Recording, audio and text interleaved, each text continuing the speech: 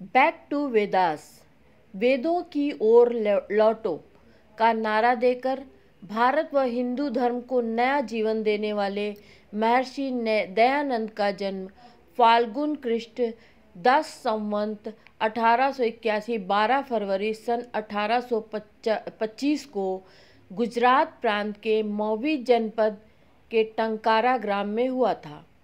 उनका बचपन का नाम मूल शंकर था।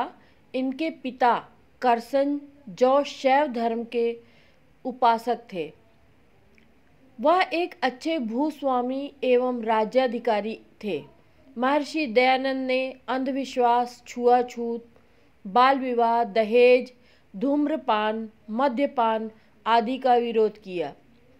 सभी मानव ईश्वर के पुत्र हैं। उनको परस्पर भाईचारा बरतने का अमर संदेश दिया। चारों ओर से घृणा और देश को दूर करने के लिए तथा सत्य एवं प्रेम का वातावरण व्याप्त करने के उद्देश्य से सन 1875 में मुंबई में प्रथम आर्य समाज की स्थापना की। अंधेरे में भटकी जनता को दिशा ध्यान देने के लिए महर्षि दयानंद ने अनेक ग्रंथों की रचना की। उनमें मुख्य ग्रंथ है सत्यार्थ प्रकाश तथा ऋग्वेद या यजुर्वेद जो अधूरा रह गया पर हिंदी में भाष्य है। फ्रांस के महान लेखक एवं चित्रकार रोमा रोला ने महर्षि दयानंद की प्रशंसा करते हुए ठीक ही लिखा है। दयानंद सरस्वती इलियड अथवा गीता के प्रमुख नायक के समान थे। उनमें हरकुलिस की शक्ति थी। वस्तुतः शंकराचार्य के बाद इतनी महान बुद्धि का संत नहीं जन्मा। महर्षि दयानंद ने समाज में विद्यमान छुआछूत के विरुद्ध प्रचार किया।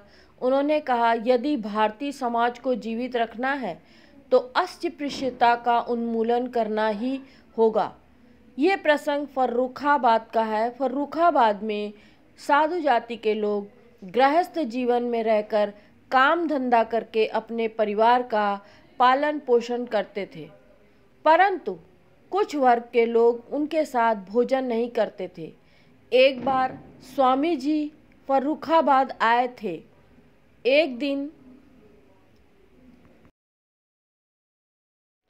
एक बार स्वामी जी फर्रुखाबाद आए हुए थे। एक दिन इसी समाज का एक व्यक्ति थाली में कढ़ी भात लेकर स्वामी जी के पास आया और उनसे भोजन करने के लिए प्रार्थना करने लगा।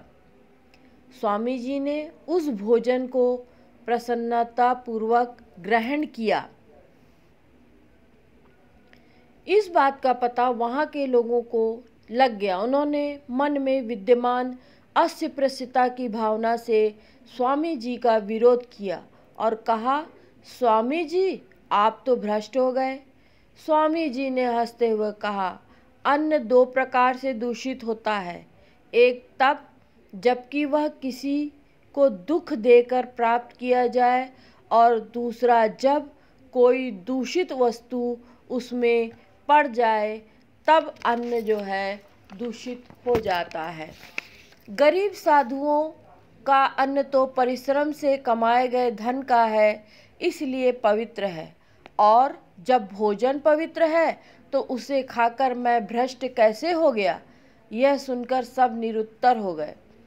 इससे हमें यह शिक्षा मिलती है कि हमें समाज में फैली छुआछूत और कुरीतियों से बचना चाहिए।